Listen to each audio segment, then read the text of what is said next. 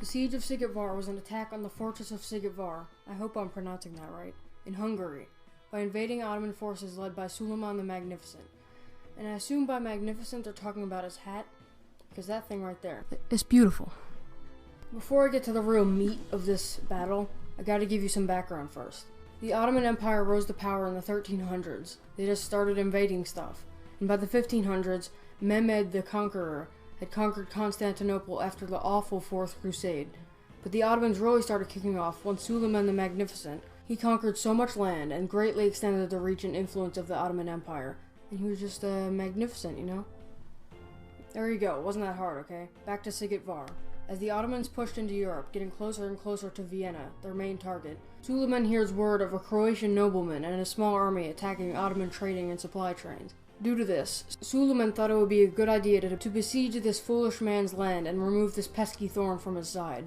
This man, Nikola Zrinski, only had a force of less than 6,000 men, mostly Hungarians and Croatians, while the Ottomans had more than 300,000 men. While the number is disputed and probably exaggerated, they probably still had about 200,000 soldiers, which is still more than 3 times the amount of Zrinski's army. Whatever the number is, Suleiman definitely thought it was going to be a pretty easy fight. Maybe a couple days, about a week to destroy the fortress, just a little skirmish, and then they can go on their merry way. No biggie. But what Suleiman didn't know is that Zrinski had many tricks up his sleeve, and it was going to be a very different fight than what he originally thought. As the Ottoman Turks arrive at Zrinski's fortress, they are bombarded by heavy cannon fire that causes multiple casualties before they even set up any camps or fortifications. This Zrinski guy isn't messing around, but surely he must be foolish to anger and challenge these elite forces, right? The Ottomans set up a large tent for Suleiman to rest in, since he was growing sick and weary from the constant traveling. From his tent, he would receive battle reports and scout out the battle. As I have mentioned before, Suleiman's Ottoman force heavily outnumbered Zrinski's small army. In fact, his army was mainly made up of friends and friends of friends, or guards that they had. The Turks had about a 5-to-1 advantage. It almost seemed hopeless for the defenders, and an easy win for the attacking forces. Count Zrinski found himself besieged by hundreds of thousands of invading Ottoman soldiers. However, the Hungarian and Croatian forces fought extremely hard, and utilized the moats surrounding the castle and the bridges leading across it as choke points, where hundreds of Ottomans would pile up on one bridge or try to besiege a certain area of the castle, only to be pushed back again and again by musket fire or sword charges. What Suleiman thought were only going to be a couple days of fighting turned into weeks, and then the weeks turned into months. Every day, Zrinski's supplies and men would keep deteriorating, and Suleiman's army would lose thousands of men a day, but still have men to spare. Hey Suleiman, I'm not sure if you misheard, but the saying is quality over quantity, not the other way around. I'm not even saying this to insult the Ottomans or Turkish people. I love the Ottoman Empire. I find it fascinating they lasted from the Middle Ages, and their final war was World War I. That's really cool. I love them, but geez, Suleiman. I think you need to reevaluate your strategy. I don't think throwing thousands of men at a castle until they eventually get through is going to get you very far. After months of bloodshed and massacre, Suleiman offers Zrinski a safe passage if he just surrendered, but Zrinski, in an act of defiance, did not reply to his message. It seems as if Zrinski was digging his own grave. He knew his defeat was inevitable, but wanted to hold off the Ottomans as long as possible. Suleiman originally intended this to be a quick campaign, just destroy this place and we'll go on our merry way. But after all this bloodshed and Zrinski's refusal to surrender, he just had to finish business. I'll defeat that meddling nobleman if it's the last thing I do. Turns out it was the last thing he did, because he died in his tent on September 6, 1566.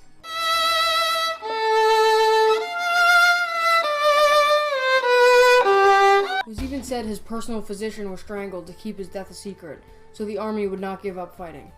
The day after the Sultan's death, the Ottomans decided to make one final push and finally destroy Zrinski and his army once and for all. At the same time, Zrinski, knowing his days are numbered, ordered his men to have a last stand and take as many enemies down with them. Castle walls were reduced to rubble, filled with holes and practically demolished. Zrinski's force was reduced to about 600 men by now. It was finally time to take one final stand.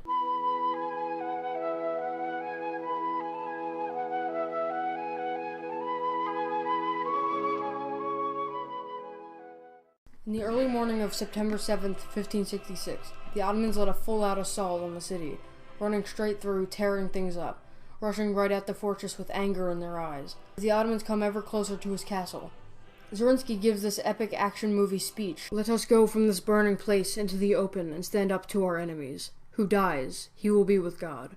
Who dies not, his name will be honored. If I will go first, and what I do, you do, and God is my witness. I will never leave you, my brothers and knights. That was beautiful, man. I'm on the verge of tears. No time for crying, we got some Turks to kill! Zorinsky flung open the gate across from the bridge the Ottomans were crossing, and fired off a cannon filled with broken iron, killing 600 plus enemies. Monster kill, kill, kill, kill. Before the Turks could even say, Holy Allah! Zorinsky and his remaining men charged out in the open to try and kill as many more enemies as they could. Zorinsky was shot in the chest by a musket and shot in the head by an arrow. And most of the rest of his men met the same fate.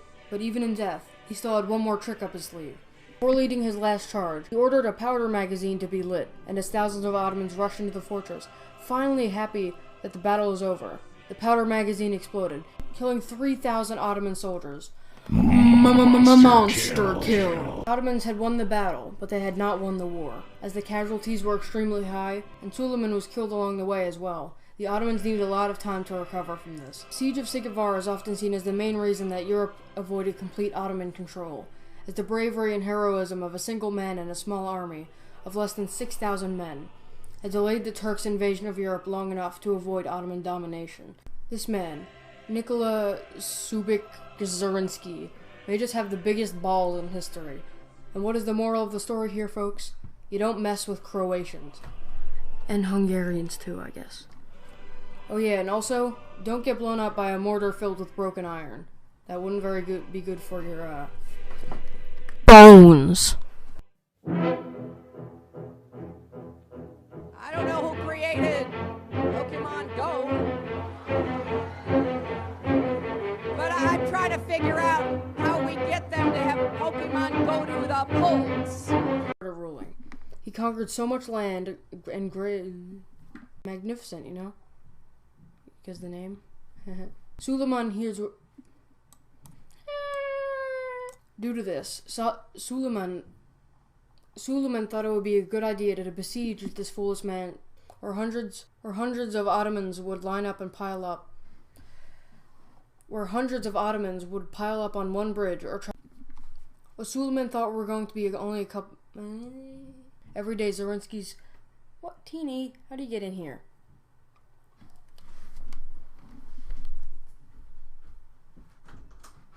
Suleiman. I'm not sure if you misheard the saying. I'm not sure you misheard. Like one final push, and finally destroys her. And finally take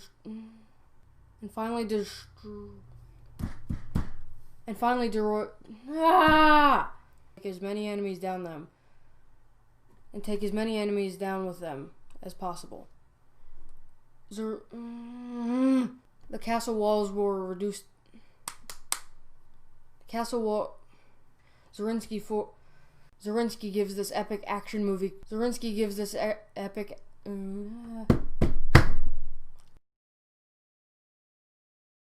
Oh, you